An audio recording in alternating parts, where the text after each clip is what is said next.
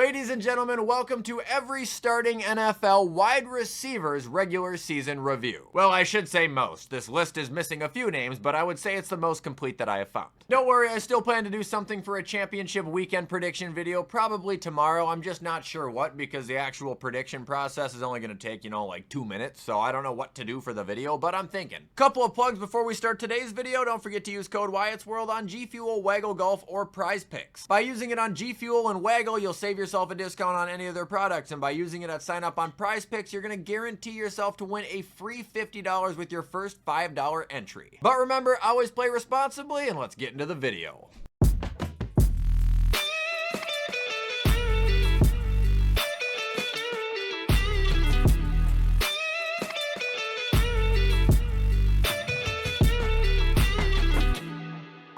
Okay, folks, so here is today's list, and going through the categories as always, starting with the top, we are going to have the elite receivers. Below that, we'll have the receivers who I think were above average. In the middle, we'll have the receivers who I will deem as decent. Below that, we'll have the serviceable receivers. If you don't know what that word means, it means you can be useful like 1 out of every 10 occasions. Maybe a little better than that, but you get the point. And at the bottom of the list, we have, of course, garbage. And just a super quick shout out before we actually start this video to a receiver who did not make this list. It is Jerry Jeudy. I think shockingly this year, the guy probably has earned a spot to be called above average for once in his career. He had like 1,300 yards and 90 receptions. He made the damn Pro Bowl. That's good. But starting with the actual list now, we are going to begin with A.J. Brown, and I do just want to say there's a good amount of receivers on here, and this also does appear to be in alphabetical order, so Zay Flower fans, I'm sorry. Anyway, A.J. Brown, above average. He missed a handful of games this year, but I still think made his presence very known. Above 1,000 yards, 7 touchdowns. I know he hasn't been tremendous in recent weeks, but we'll try not to let that affect the bigger picture. Moving on, we have Coop, a guy who had a really rocky start to the season and then ended up getting traded to Buffalo. For what reason, I can't really tell you because we don't even use the guy. I'm a fan of Amari Cooper, I always have been. I think he's a great guy to have, in the locker room, but this year he's been serviceable. Career low yardage, career low touchdowns, definitely on the decline. That'll bring us to Amon-Ra St. Brown. Cue it. Elite. He might not have had the yards he had last year, but he was still a huge impact on the game, dude. 115 receptions, 12 touchdowns, like 1,200 yards. He has actually emerged as one of the biggest threats in the league at the receiver position. He can't be covered. Now moving on, we have A.D. Mitchell. Ass. Fucking guy threw a tantrum because he dropped so far in the draft. Played in every single game, finished with 23 receptions for 300 yards, 0 touchdowns. A success rate of 36.4%. He was bad. Now we got Brandon Cooks, or Brandon Cooked, should I say. This guy had more career lows this year than I care to see. Career low receptions, yards, catch percentage, success rate, yards per reception. The guy has been on the decline for a while now. He's 31 years old. What the hell do you expect? Now moving on, we have Brandon Ayuk, because this is one of the hardest ones to place for me. We all know he's good. He's had such a great career, and then, this offseason made a big ordeal about a contract, ended up staying there, had a really underwhelming stretch of games, and then a season-ending injury. I'm gonna put him in decent. I think he's better than that, but he also kind of looks like an ass now. Now we got Brian Thomas Jr. This guy's a fucking animal, dude. Not just saying that because he won me a fantasy championship. This guy is a dog. He has hands. He is fast. He was on a terrible team with terrible quarterbacks and had 87 receptions for 1,200 yards and 10 touchdowns. He's a fucking unit. I want to say elite, but we'll just go above average. Now moving on, we have Calvin Ridley. Decent. He's not that bad. He's just overpaid. I think a little overrated, but he's still explosive. He's still quick. He actually broke 1,000 yards with Mason Rudolph and Will Levis, so that's a fucking achievement in itself. Now we got CD. Cue it. Elite. You're lying to yourself if you disagree, dude. He missed a couple games. He lost his starting quarterback. Still over 100 receptions, well over 1,000 yards, a handful of touchdowns. He's one of those guys that'll always be impactful because he is legitimately elite. Now we got Chris Godwin. Definitely decent. I think if he played the whole year, he probably would have been above average. He was on pace to have a hell of a season, but injuries got to him. He's always been an excellent compliment to Mike Evans, man. Chris Olave, decent. He's a good receiver. He got hurt this year, but he's been around for a couple years now, and he's been pretty damn consistent. Kinda reminds me of Scary Terry, I'm not gonna lie. I don't mean to compare the two, but Christian Kirk, another decent receiver. He missed a lot of time this year, which was unfortunate, but the guy has been a decent receiver his entire career. He was in Arizona, then he went to Jacksonville. Everyone, including myself, thought he got severely overpaid, when in reality, I'd say when he's healthy, the guy's probably been a pretty good contract. Now we got Christian Watson. I'm gonna get cooked for this one, but he's ass. I'm out on him. Sure, he's fast, he's big, but he is also as inconsistent as they come. Now we got Cooper Kupp. Decent. Don't let the end of his season affect him either. He had 3 100-yard games in the first 6 weeks that he played. I know he did get hurt. He's still effective. He can still catch the ball. It's just his role is going down, and so is his health. Now we got Cortland Sutton. Decent. He was consistent. I think he had the best season of his career, but I also just don't think he's on the same level as guys like A.J. Brown and Brian Thomas. Now we got Curtis Samuel. I'm not gonna lie, I can't think of a reason to put him any higher than garbage. He had one play this year that I can remember that was actually beneficial to the team, and that was recently. Otherwise, I'm not gonna lie, I feel like every single time he caught the ball, it didn't go for shit. Now we've got Devontae Adams.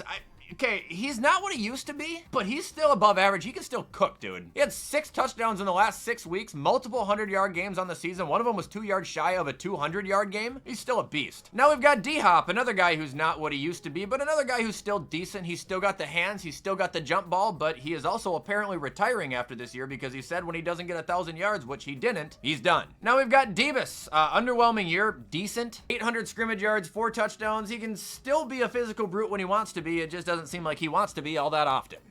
Now we've got Devontae Smith. Let me know how you guys feel about this, but I have always thought he has been one of the most underrated players in the league, and I still think he's above average. Guys, he's not going to get the yards when you have fucking Adrian Peterson and Barry Sanders combined into one running back playing for your team. You know what I mean? For anybody thinking he didn't do good, he had a career-high touchdowns this year. Now we've got Deontay Johnson. He was literally so ass. If I'm not mistaken, this is how his year went. He was traded in the offseason from Pittsburgh to Carolina for a decent corner, if I'm not mistaken. Then after 7 games, got traded to Baltimore, where he had 1 reception. Then he ended up on Houston, where he had 2 receptions. And now he's back on fucking Baltimore. He's like that meme of the Instagram guy. Now we're on to DJ Moore. I still think he's above average. Statistically, wasn't the guy he was last year, but it was a new system, new quarterback. You had a new head coach halfway through. He also appeared to be a little bit of a head case this year, which I didn't care to see, but I think the guy's had a pretty damn consistent career. Now we've got DK Metcalf, above average. People love to fucking hate this guy. Do you understand he is like less than 200 yards away from having an on-pace career with Mike Evans? And what I mean by that is if you look at him on a year-by-year basis, if DK Metcalf would have gotten 100 more yards in 2019, 33 more yards in 2021, and 8 more yards this year, people would be going crazy about his consistent 1,000-yard streak. Now we've got Dontavion Wicks, decent. I'm a fan of this guy, man. I think he's actually really good. Doesn't have the numbers because he's playing with Jaden Reed and they're still trying to force the fucking ball to Christian Watson even though he drops it every other time. But his time will come. Drake London, above average, 100 receptions, 1,200 yards, I think 9 touchdowns on the year. Career year for the guy. Now moving on, we have Garrett Wilson, above average, very consistent 3-year career and an absolute dumpster fire of an organization. It's honorable.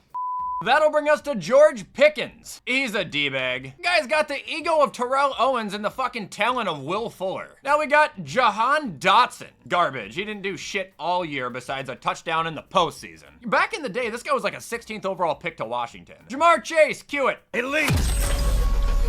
127 receptions, 1,700 yards, 17 touchdowns. That's okay. I mean it, he is one of the best I have ever seen. Now we've got Jamison Williams, decent. His inconsistencies kind of drop him down below the above average, but I think he's showing the flashes he's needed to, and he's proven that he can be a dual threat. Now we've got JSN. I can't shit you. I think above average. I think he's actually probably the best receiver on Seattle right now. He took a big step up this year, man. He's a reception machine, and he's just smooth with it. Jaden Reed, decent. He's a good all-around player, but he's really good when they allow him to run, and they did week 1, and he scored a touchdown on Philly, and I feel like they just kind of stopped doing it after that. Now we got Jalen Waddle, and I don't know what to do with the whole Dolphins receivers. Both of them were so underwhelming this year. Guess I'll put Jalen Waddle in decent. I mean, he was career low on yards, receptions, touchdowns, and I get it, Tua got hurt, but he still played 11 games. Like, he just wasn't productive. Now moving on, we have Jordan Addison, above average. Justin Jefferson's the only thing standing in this guy's way, man. This guy is electric as shit. He is so fucking quick and he is so good at running routes. He has 1,700 yards and 19 touchdowns in his first 2 seasons in the fucking league. Now we got big brother himself, Justin Jefferson. Cue it.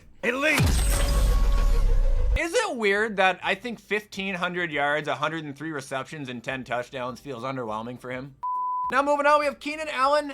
Decent, not elite, above average anymore, man. 700 yards, 7 touchdowns. It looks a lot better when you don't realize that he doesn't have the hands he used to anymore, man. His catch percentage used to consistently be right around or above 70. This year it was at like 57%. Like, he's just getting old. Now we got Keon Coleman. Decent, showed great signs of physicality. 500 yards, 4 touchdowns on the year. It's just he was a rookie, and in like 7 of the games he played in, he had either 3 or less targets. Now we've got Lad McConkey, White Lightning, above average. He's a workhorse, and like, I mean, the way he plays reminds me of Adam Thielen. I bust his fucking ass every snap. Had 82 receptions, almost 1,200 yards, 7 touchdowns. Now we've got Malik Neighbors, and I recently have come to terms with this one. He is elite.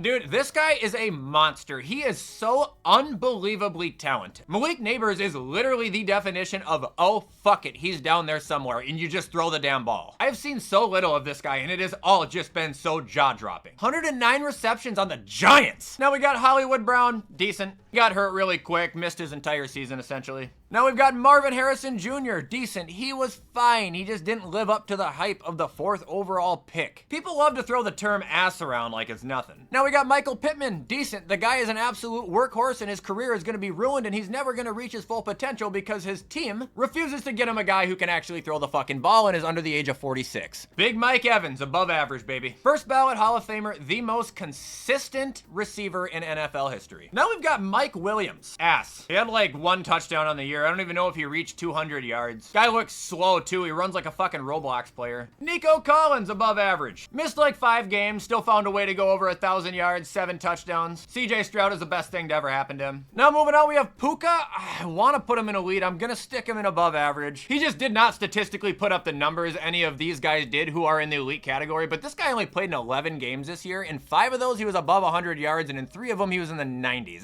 That's fucking good. And that'll bring us to Rashee Rice. I think he's decent. He was good last year, and this year he barely got to play. What was his injury? Was it an ACL? Now we've got Rome Odunze. He was decent. It just kind of felt like the guy either was on fire or ice cold. Thought he was gonna have a lot more than 3 touchdowns on the year too. Now we've got Stephon Diggs. I'll throw him in decent. He's ancient. He's a diva. He can still play. He was doing okay before he got hurt, but this is all he gets from me. Now we got Tank Dell, who is also decent, and if he would play an entire year without an injury, the guy would be an above average wide receiver. T. Higgins, above average, 900 yards and 10 touchdowns this year. You know, aside from the other guy that had 1,700 yards and 17 touchdowns. That's insane. He's another underrated ass receiver. Now we've got Scary Terry, above average. I was kind of talking a little ish on him. I wasn't talking ish. I was just calling him literally average before the season started. And then he gets a real quarterback and throws up 1,000 yards and 13 touchdowns. Okay. Now we've got Tyler Lockett, this fucking baby. I'm throwing him as serviceable. He played in every game this year and threw up the worst year he's had since 2017. To be honest though, I don't blame the quarterback for giving him less work because I wouldn't throw the ball at a guy who's just gonna suck his thumb and fall to the fucking ground every time either. Oh, he's preserving himself to do what? Throw up the worst numbers of his life? Now we got Tyreek. He's still above average, but I mean, he did not have an elite year. There's no way around it. Matter of fact, this was the worst year he's had since his rookie year in 2016. Xavier Worthy, decent. 600 yards, 6 touchdowns, extremely quick, did better than I thought. I thought he was gonna be John Ross. And ending, we have Zay Flowers, who also gets a decent from me. He's talented, he broke 1,000 yards, he's super quick, he's got hands, but he is also very hit or miss. It's like 1 week he'll throw up 100 yards, and next week he'll throw up 10. He did that several times this year, like you can't be doing that. And that is it, ladies and gentlemen, for me reviewing most starting wide receivers after this season. Hope you guys enjoyed this video. Please let me know where you agree, let me know where you disagree, and show any support because you guys know I appreciate it. In the meantime, I'm gonna get this edited so you guys can watch it on time. I hope you have a fantastic rest of your day, and as always, I'll see you in the next upload.